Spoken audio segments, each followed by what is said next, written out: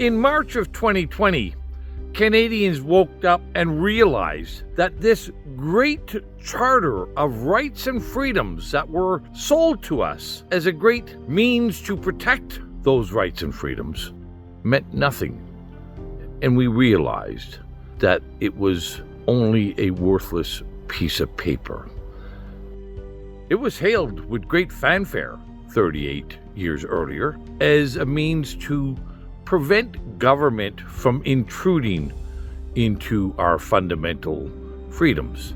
It even went so far as to recognize that Canada was a nation founded on the supremacy of God back in 1982. But in March of 2020, we found out that this great shield, this great document that was going to protect us from an abusive government, abusive institutions, and overreach by these very same institutions and government was no longer our defense.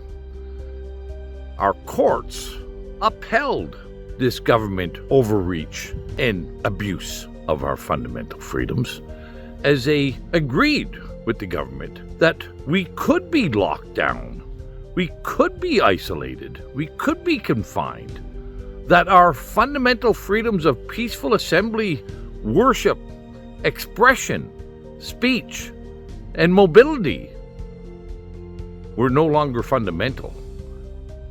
Our courts protected the government narrative rather than protecting our rights and freedoms.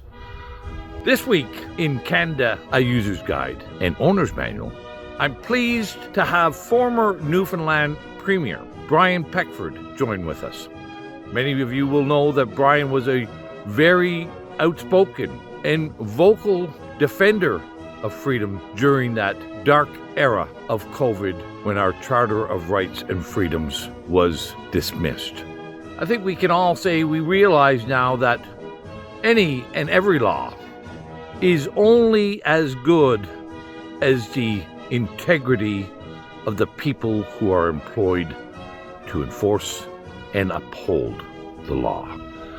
But this week, former Premier Peckford, myself, and Lee Stewie will be doing a deep dive into what went wrong with our Charter of Rights and Freedoms and how can we make it a shield to protect our rights and freedoms once again. Stay tuned for a lovely, wonderful, and I think very informative episode as we dig into the Charter of Rights and Freedoms in Canada.